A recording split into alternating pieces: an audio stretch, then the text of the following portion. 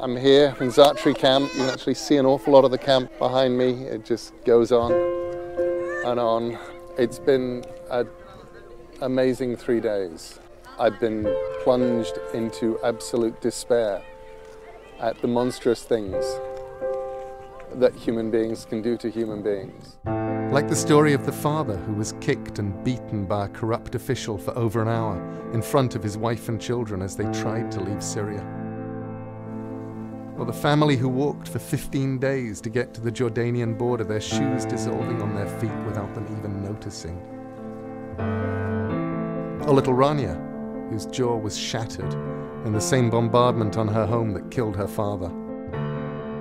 And all the many other heartbreaking stories I heard, but they made it to Zaatari camp, managed by UNHCR. You've got 100,000 people here and you have 100,000 stories from hell. How do you cope? What I say is we're living every day your worst nightmares, any human being's worst nightmares. So we deal with what is the failure of humanity, in fact. And of course, we deal with a very large crowd of people. So it becomes even more difficult when you listen to the individual story, that one story. I say these are 100,000 stories out here. There are 100,000 heartbreaking stories. But through the heartbreak, I saw immense strength and resilience, a defiant dignity, the spirit of survival. Like Ayman, a volunteer medic who selflessly treats the injuries of his fellow refugees. Families who'd created fountains out of shisha pipes, who'd started breeding birds and growing plants and creating artwork to remind them of home. And kids who'd stopped drawing graphic images of war and were finding their way back to being kids again.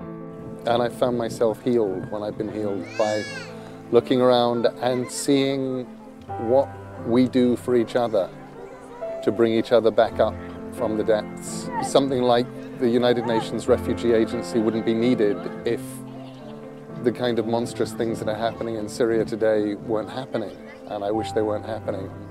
But I'm glad to be part of the family of humanity, because when we do what family does best, which is look after each other, we do it right.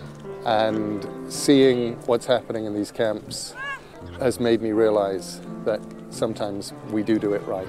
Civilization is paper thin.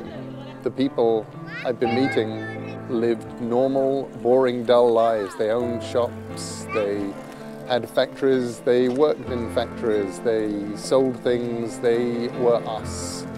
And now they don't have anything. And they're building it all back up here. And they hope they can go home. And I hope they can go home too. That's all.